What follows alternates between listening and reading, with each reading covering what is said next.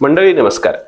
एखाद्या स्पर्धेमधला स्पर्धक असो किंवा युद्धभूमीवरती युद्ध करणारा सैनिक असो, हे दोघंही जर विजय मिळवायचा हा दृष्टिकोन बाळगून जर लढत असतील किंवा स्पर्धक स्पर्धा करत असेल तरच त्यांना विजय मिळतो. जर ते युद्ध करत असताना किंवा स्पर्धा करत असताना हा विचार करत असतील की मी कोणत्या बॅकग्राऊंड मधनं आलोय, माझा रंग कसा आहे, मी कोणत्या शहरातनं आलोय, हा जर ते विचार करत असतील तर त्यांना विजय कधीही मिळणार नाही. म्हणजेच काय तर विजय मिळण्यासाठी किंवा जिंकण्यासाठी आपला विचार कसा आहे ते सगळ्यात महत्वाचं आहे. या सगळ्या विषयाबद्दल बोलणारी ही छोटीशी गोष्ट. एकदा एका ग्रामीण भागामध्ये पुलाच्या खालून एक ट्रक जात असते आणि ती ट्रक अगदी सिमेंटच्या पोत्यांनी भरलेली असते. भरलेली ट्रक जात असताना त्या ड्रायव्हरला अंदाज येत नाही, ट्रक बरोबर त्या पुलाच्या मध्यभागी जाऊन अडकते.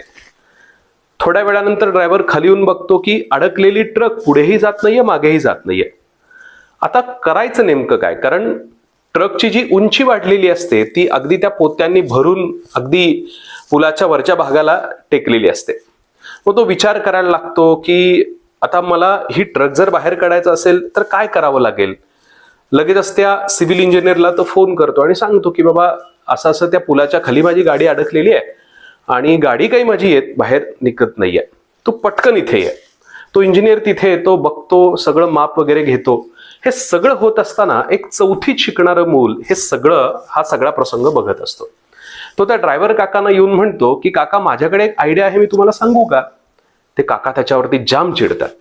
ते म्हणतात, अरे इतका मोठा सिव्हिल इंजिनियर आलाय, तो बघतोय, तो प्रयत्न करतोय, तू मला नेमकी आयडिया काय सांगणार आहे.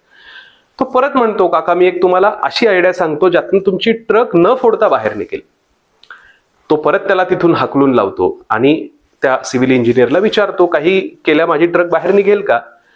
तो ट्रक ड्रायव्हर चिंतेत असतानाच तो इंजिनियर असं म्हणतो की पूल फोडावं लागेल किंवा तुमची ट्रक फोडावी लागेल. पूल फोडणं शक्य नाही, ट्रक फोडल्याशिवाय ट्रक बाहेर निघणार नाही. तो परत विचार करायला लागतो, आता मला आणखीन काय पर्याय बघावे लागतील.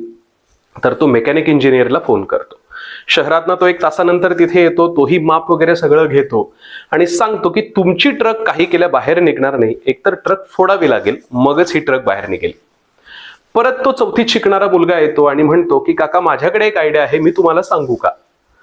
तो परत ट्रक ड्रायव्हर चिडतो, अरे एवढे 2 इंजिनियर आले, त्यांना जमत नाहीये, तू मला काय सांगणार आहेस. आणि परत ते त्या मुलाला तिथून हाकलून लावतात.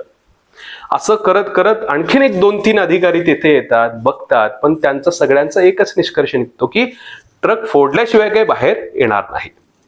शेवटी संध्याकाळी परत तो मुलगा येतो आणि म्हणतो की काका, आता माझं फक्त ऐकून तरी घ्या.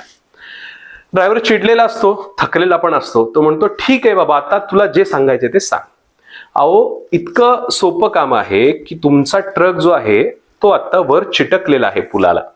तुमचा ट्रक खाली आला पाहिजे, मग तो ट्रक बाहेर निघेल.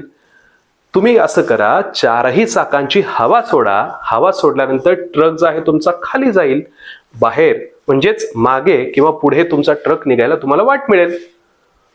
तो ड्रायव्हर विचार करतो की अरे इतकी सोपी गोष्ट माझ्या नाही लक्षात आली आणि हे शहरातनं इकडनं तिकडनं आलेले इंजिनियर आहेत, यांच्याही नाही लक्षात आली, जी त्या लहानशा मुलाने सांगितली.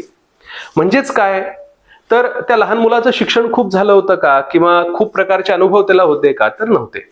कोणत्याही प्रकारचा मनामध्ये न्यूनगंड न बाळगता, भीती न बाळगता त्यांनी त्याचं उत्तर दिलं आणि त्या उत्तराने ती प्रश्न, ती समस्या सोडायला मदत झाली.